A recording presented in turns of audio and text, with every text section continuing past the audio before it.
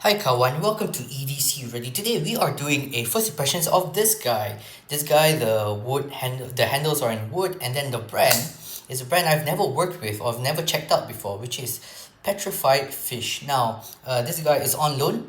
That same friend that borrowed me his CJRB Malaya lent me this knife to do a review, and this actually came as a shock because Petrified Fish is a budget brand for those people who are really into the knife hobby. They do some really interesting things, from being able to change up or swap the pivots to a lot of nice liner lock designs. And this model, which is on loan, is the PF719.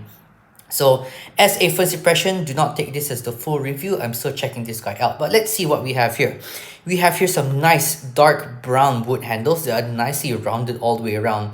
In fact, the finishing of the wood is really nice. It's nice and polished and nice and smooth all the way around. We do have some sharp edges on the inside here, which I'm not a big fan of. The blade, I really like this blade. I've used it to cut something before. It is this nice sheep foot style blade, which I really love because you get a lot of flat and then just a little bit belly and then a nice tip. The tip here comes to a nice keen edge, as you can see here. Let's compare it with my Gonzo, another made in China Chinese brand. So it comes to a nice pointy tip, and by the way, this guy comes to a nice tip on its own.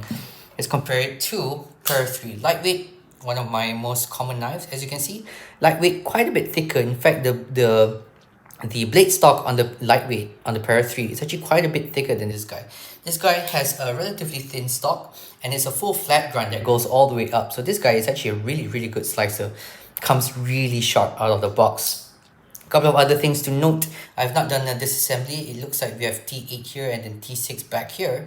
The T6 screws do look like they go straight into the liner. So it looks like to take this guy apart, I'm going to have to take apart the pivot screw, and then the liner screws, and then there's probably screws that go into this back spacer. Speaking of this back spacer, very comfortable. It is nice and rounded all the way around, and then even the edges here are rounded as well. So you don't really have any hot spots in the back here.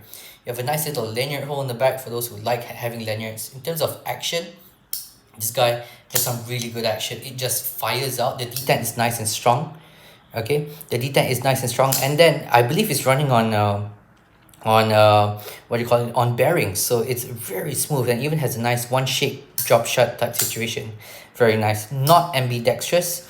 This thing, it looks like you can flip it to the other side if you want, but because of this lock bar here, you definitely cannot flip it around because this lock bar will come in contact with that little thumb stud on the other side here. Thumb stud, nice and smooth, very easy to deploy. Like, it took no break-in time to get into this, no learning curve. You can just have your thumb in any position on the thumb stud and flick it out, and it's super easy. You can actually flick this out from multiple positions, unlike unlike this guy. This guy is the quiet carry waypoint. This guy, to flick this guy open, your thumb needs to be almost in only one exact angle for it to open up. But for this guy, really easy to open this guy up. The blade steel is, I believe, 12C27.